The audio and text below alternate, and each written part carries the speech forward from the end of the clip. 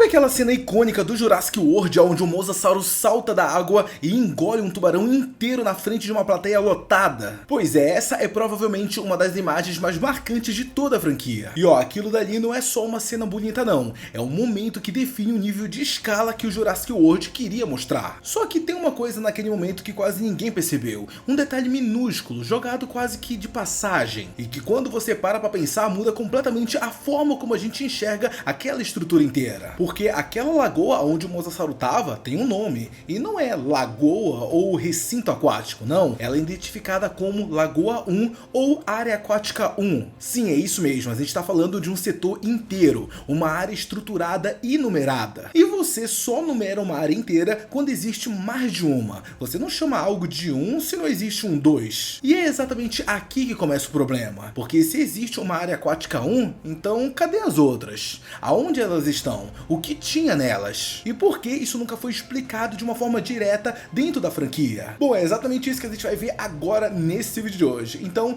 vamos nessa! Eu sou Eric Brelay e sejam muito bem-vindos a mais um vídeo. E galera, vamos começar esse vídeo do começo mesmo, entendeu? Mas quando eu falo começo, não é o Jurassic World não, é o Jurassic Park. Se você olhar com calma o mapa original do Parque do Hammond, você vai perceber uma coisa muito curiosa. Lá não existe nenhuma lagoa central, tipo, nenhuma mesmo. O que existia ali era uma lagoa ao norte da ilha, uma instalação separada, afastada da área principal, praticamente isolada do restante das atrações. E não, isso que eu tô falando não é teoria não. Segundo o CD-ROM interativo do Jurassic Park, essa área estava planejada para receber atrações aquáticas que seriam abertas ao público alguns meses depois da inauguração do parque principal. E isso é um detalhe crucial, galera, porque significa uma coisa muito simples. Aquelas criaturas, elas já estavam criadas. Afinal, você não espera o parque abrir para aí sim iniciar um sistema de clonagem de um réptil gigante marinho. Não acontece isso. Essas criaturas, elas já estavam existindo. Elas já estavam crescendo naquela lagoa ao norte, enquanto o Hammond apresentava os dinossauros terrestres para os visitantes. Ou seja, uma estrutura aquática ela já fazia parte desde os planos do Jurassic Park original. Só que quando a gente começa a avançar no tempo e chega no Jurassic World, a gente começa a perceber algo interessante dentro dos mapas da Ilha do Blar. Aquela lagoa que existia ao norte, ela simplesmente some. Sim, você não ouviu errado, aquela lagoa simplesmente desapareceu do mapa. No lugar dela aparece a área aquática 1 no centro da ilha, toda bonita,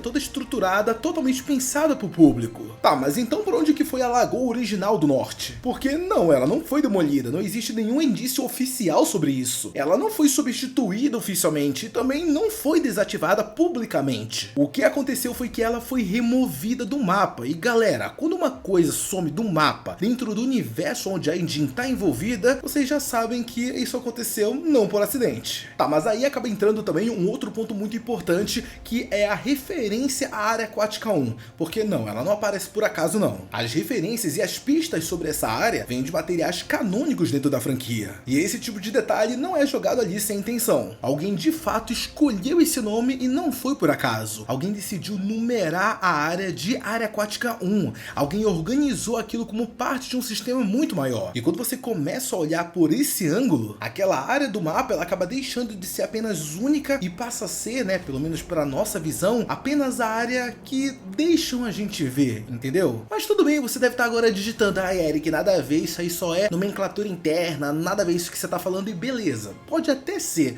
mas se for isso, pô, me explica então o Notosaurus. Esse animal, ele aparece lá no Jurassic World Acampamento Jurássico, e sim, ele está na lista oficial de espécies do parque, só que ele nunca foi anunciado como uma atração, ele nunca teve um recinto mostrado, nunca apareceu em material promocional. Então como é que ele veio aparecer ali? Da onde que ele veio? Por que não? Ele não surge do nada, nenhum animal surge do nada. Eles têm origem, têm um histórico, eles têm um lugar onde eles ficavam antes de aparecer. E quando você começa a conectar tudo, a resposta mais lógica fica muito simples. Eles estavam em algum recinto que o público nunca viu. Um setor da ilha que não fazia parte dos tours, que não estava nos mapas distribuídos e que não aparecia no aplicativo oficial. Um verdadeiro setor oculto. Isso que eu tô falando não é invenção, a gente sabe muito bem do histórico histórico da Engine. Ela é exatamente o tipo de empresa que faria esse tipo de coisa. Lembra do Scorpius Rex? Pois é, ele foi congelado porque ele era feio demais para ser exibido. Os Raptors, eles também nunca foram uma atração.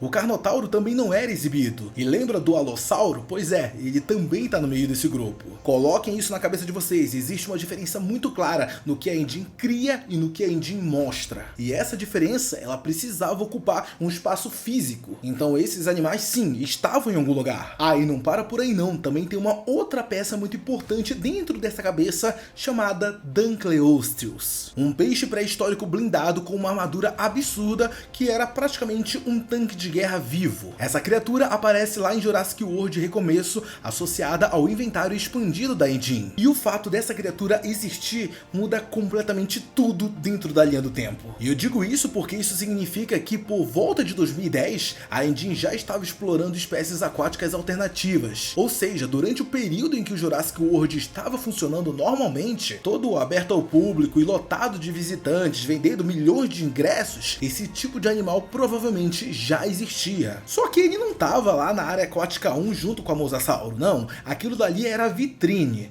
O Dunkleosteus, ele não é um bicho comercial, ele não é bonito, mas ele também não é descartável. Então o que você faz com ele? Pois é, você guarda ele, você contém e principalmente você vai estudando ele. E é exatamente aqui que a ideia de uma área aquática 2 começa a fazer sentido, porque o mapa oficial do Jurassic World tem uma referência que muita gente ignora. Existe uma menção a uma lagoa jurássica no setor norte da ilha, um ponto completamente diferente do recinto principal. E o norte da ilha é exatamente o tipo de lugar onde você esconderia esse tipo de coisa. Afinal, lá era um lugar menos desenvolvido, fora do circuito turístico e aquele tipo de espaço que existe em qualquer parque real, mas que o visitante nunca vê. Tá, mas agora pega essas informações e adiciona mais uma camada, que é isso aqui que eu vou falar agora, porque quando a gente lembra do Jurassic World e também de toda a área aquática, a gente lembra que ela era um círculo, né? Era um negócio fechado. Só que quando a gente vai pro filme Jurassic World Reino Ameaçado, a gente vê que a mesma área, ela tá fazendo uma conexão direta com o oceano, uma ligação que nunca foi mostrada antes. E isso acaba levantando uma outra pergunta: essa conexão, será que sempre existiu ou ela foi construída depois? E se ela sempre esteve lá, o que exatamente ela conectava além da área principal? Porque a gente sabe que o Jurassic World tinha setores subterrâneos gigantescos, corredores enormes, que inclusive foram mostrados em Acampamento Jurássico. Afinal, você não vai movimentar um T-Rex gigantesco no meio de um parque com um monte de visitantes ao redor. Não, você vai usar o subterrâneo. Tá, mas agora pensa nesse mesmo sistema, só que com criaturas aquáticas. Se existe uma segunda área ao norte conectada a esse sistema,